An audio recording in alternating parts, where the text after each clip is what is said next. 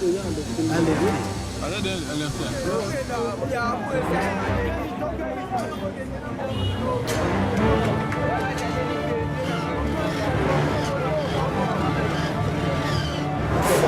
la meilleure attention de son Excellence, Monsieur le Président de la République, chef de l'État.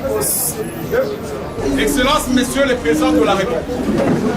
la dynamique amère et leader vous adresse le présent mémorandum où vous exprimez sa vive et profonde consternation si le dossier judiciaire du procès de 100 jours monté de toutes pièces dans le but d'affaiblir politiquement l'honorable Vital Kamerhe.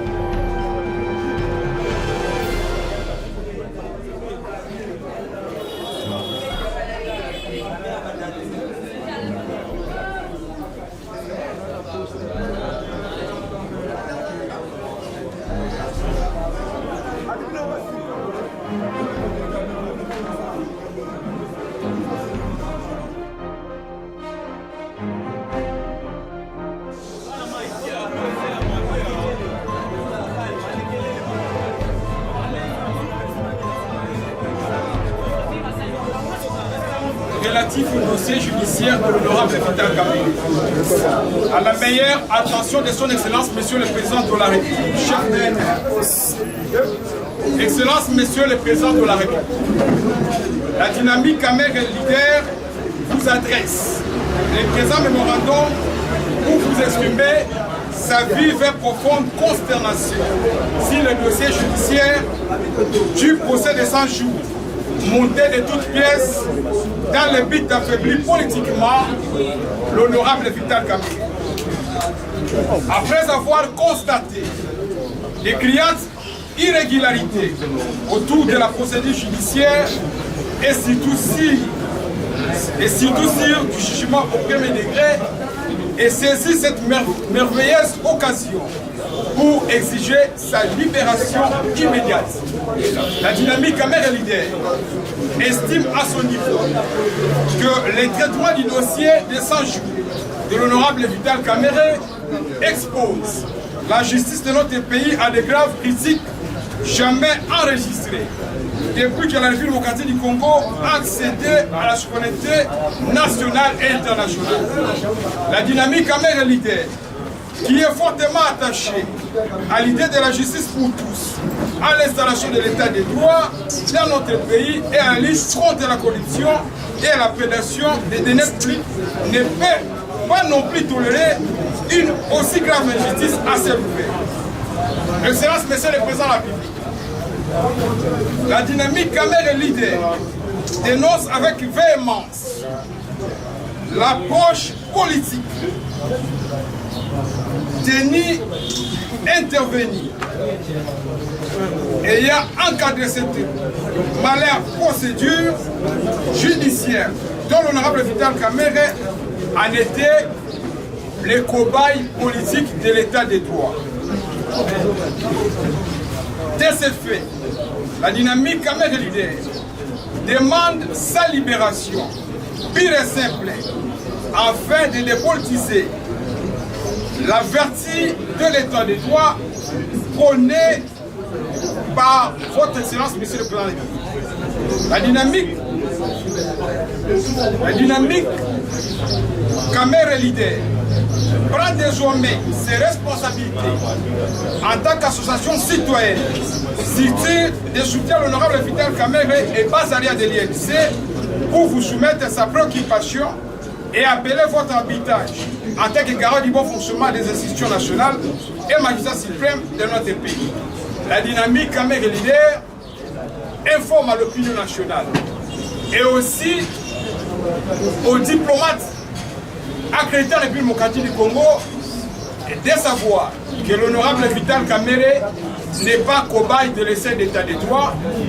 et demande tout simplement sa libération. Fait à Kinshasa le 18 juillet 2018 pour la dynamique Kamerhe leader et enfin Miyavanga, coordinateur national, Childeli Kendosa, porte-parole. Merci.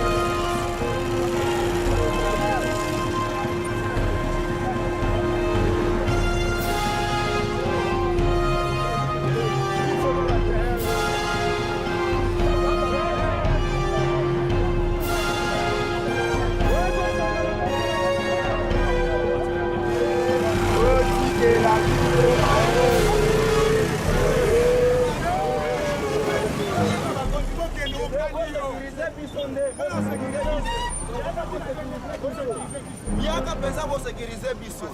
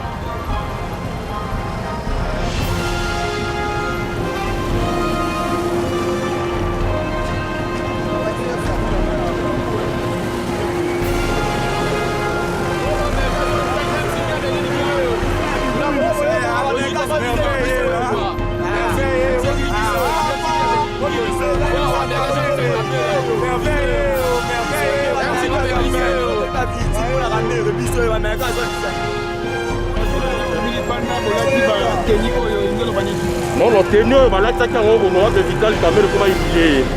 alors biso badepte na ye là tokona seke président eza tenue ya humiliation te eza tenue de permettre tosala campagne na 2023 eza tenue na biso na 2023 bokosenga nini alors pour le moment libération pure et simple eloko asalaka na prison tino toyebaka te wana ezali nyonso me mpaka kozala jugement bobenga nkombo nyonso bobenga yango jugement te bobenga yango jugement te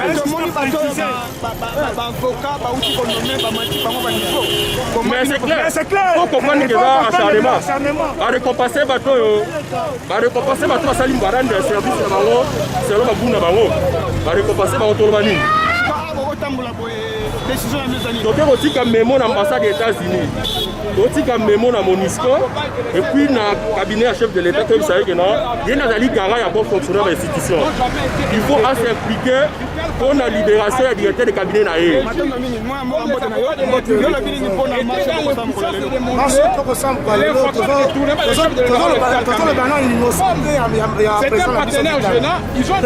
c'est un innocent le lot bakangi oh mokonzi mboka oprenait état de droit bolandaki jugement molandaki jugement il a dit procès jugement on est la justice olamona mais tu comprends les foot ya musala c'est l'acharnement les foot wana mais babilomo moyebi il foot mabe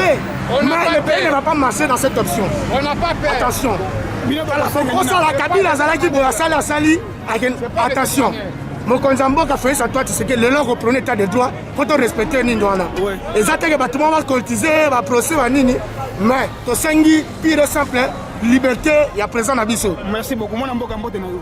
yo koloba nini par rapport ya marche boko sa mokolo lelo biso to disi le totambola pona bameka kopesa biso chance to balibere autorité morale na biso ya UNC grand-père azali idée oui tozokola l'innocence parce que tolandi oyo aza oyo ayebi droit ayebi mibeko olandaki procès du début à la fin oyebi ke monsieur Kamere oyo azali leader na biso esengeli bakite depuis déjà makambo wana ebandaki tozalaki biso tukoncentre ya kolanda eloko wana oyo ayebi mibeko akolobaki non beka azalaki innocent yango wana toke biso nyonso lelo oyo oyo tozali bato na ye todeside lelo tokende kotika memo na ambassade des États-Unis mpe na MONUSCO po ete bayeba kozala biso déjà solution tozona mposa tomona liberté ya mwana biso mwana mboka beka azali le pacificateur mpe bekango nyonso ayebi ye. Merci beaucoup ndeko koloba nyoko bakisani. Merci ngana obakisaka ke honore teni opona kolakisa ke VK aza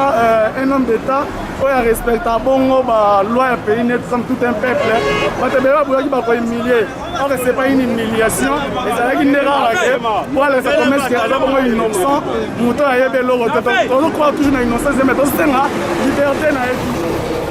Merci beaucoup. Merci. Ouais, il est clair. Au constat de la police,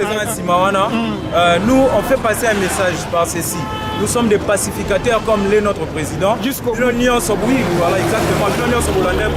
monsieur le journaliste. On a vu comment est-ce que le ministère public était en difficulté de prouver pièce sur pièce la responsabilité ou la culpabilité de notre président. Donc, à la qui ça t'est. Mais tout le monde, le ministère public, l'avocat, on a pour fonctionner. Et ça, pour la qui ça justement, de Konangaï, Mopandisa Moete, Batoana, Basangana, qui l'hypoque moko, Koba, salir président Nabiso, parce qu'ils savent bien que Yende a un potentiel candidat en 2023 au peuple nyonso azoche la motema awa na eloko ozoyo kande ba nyonso bazoyemba toza na posa libération na omoni lamba otolati o bako libérer président na biso balinga te tango na 2023 ekokoma akozala quitter et puis biso kaka na elamba tolati onde yango tokosala la campagne électorale et ça tozo espérer qu'un appel bako quitter puisque l'élément ezala quitté juge oyo azaki na affaire wana na première instance akendaki na makambo obembango mbango po ete suka nango condamnation moko précoce ezala donc tant que même makambo mbango bongo yango na nde basusa kengo la condamnation et puis après toke na appel a yoko monana ndeko na biso ndeko na biso Kamere na ndeko na biso Jamal makambo na bango nyonso yo komona ekozala clair soki baza na posa ya bazwa baexemplaire soki baza na posa bakokisa 100 jours na bango lokola bango bazosouhaite 100 jours wana qu'est-ce que je dis soki baza na posa ya état de droit bautilize bato nyonso oyo basala mabe na mboka toyebi bakombo na bango non Vital Kamerhe mpo aza pacificateur Kabila ayiba mbongo ya mboka bakangaki Kabila ayiba mbongo ya bakangaki pourquoi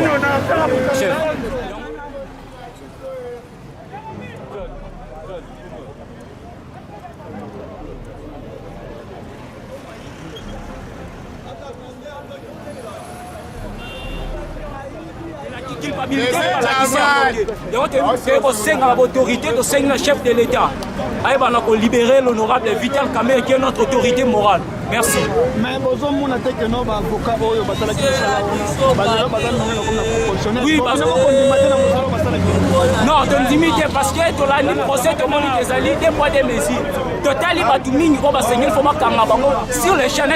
Albert Yuma, 200 millions. Mais jusqu'à présent, quand si ils sont alliés, non, résidence surveillée, non. Parce que bateau azali, on sait ceux qui réellement état de droit dans la moka, tout le monde état de droit la bateau, nous sommes tous les bibaïbi. Et on te sait.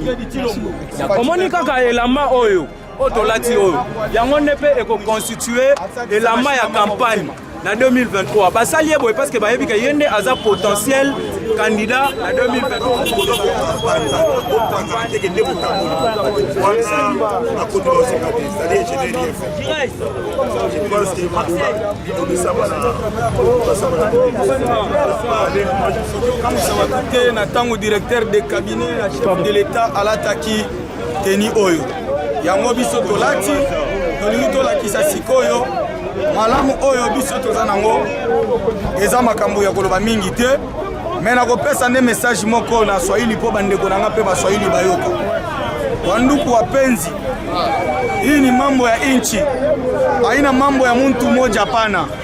haina mambo ya Vital Kamerhe ni Bukomvi beko na kumbanisha Fachi Beton baache hii mariani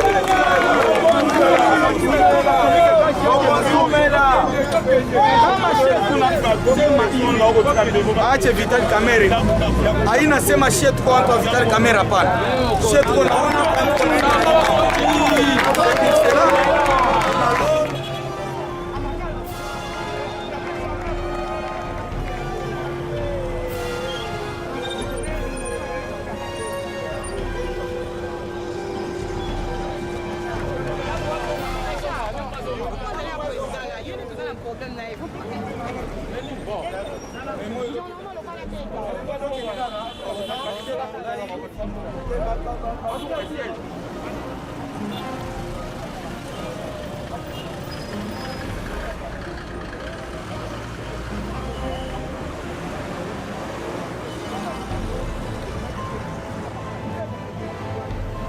tomoni bino na bateni ya prison oyo tomoni na bateni ya prison bino na balabala toyebi te nini esali te bobima na balabala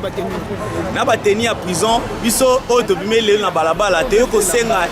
libération sans condition ya président national na biso parce que wana oye aza na makala na injustement nde avandeli na makala wana bino moko na biso tolandi procès so tolobi ke bolakisa so place oyo bokomona bapreuve eza te na droit pénal balobi so ngo condamné mutu il faut mutu omema bapreuve mais bino bokoki omema bapreuve te mais bozolinga kokondamné mutu na biso aza kobai na bino te na état de droit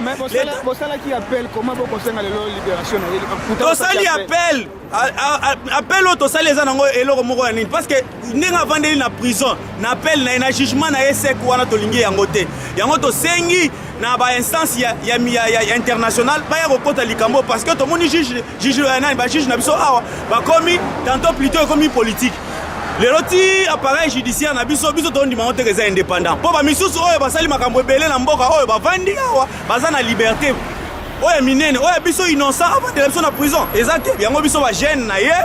tozwi courage ya kobima ya kosengela ye libération sans condition ya président national na biso bajuge oyo basali mosala mabe lelo baza nome bamati na cour constitutionnelle comment bato bakosala mosala mabe mpe bazala promis na papa bayebisi biso ke o baza nome banome te biso tolobi ke jugement wana tolingi yango te wana eza jugement ya harcèlement eza jugement ya mabe yo mona jugement nini boyo ko condamner mutu pire sec ou mutu bolakisi ba preuve te a 5 minutes ba preuve boyo ko lakisa biso jugement te yango to lobi ke to boya yango siko abo tambola destination za wapi destination na biso eza toke ko tika memo na biso na ambassade toke tika na ambassade ya États-Unis memo na biso toke tika na ambassade ya Union européenne toke tika na ambassade ya Union africaine pe poto senga ete ba libérer mokonzi na biso sans problème sans condition tolingi ete procès wana toyebi ke za procès politique biso toboyi yango tolingi ete président na biso abima aya na nani aya kosalela ba peuple na yo aprometaki biso ke kosalela biso malamu yango tosengi bongo. Merci beaucoup. Ça va. Ça fait partie de Tika Guinée. C'est bon. Alerté. Alerté. Les mots ont déposé. Déposé les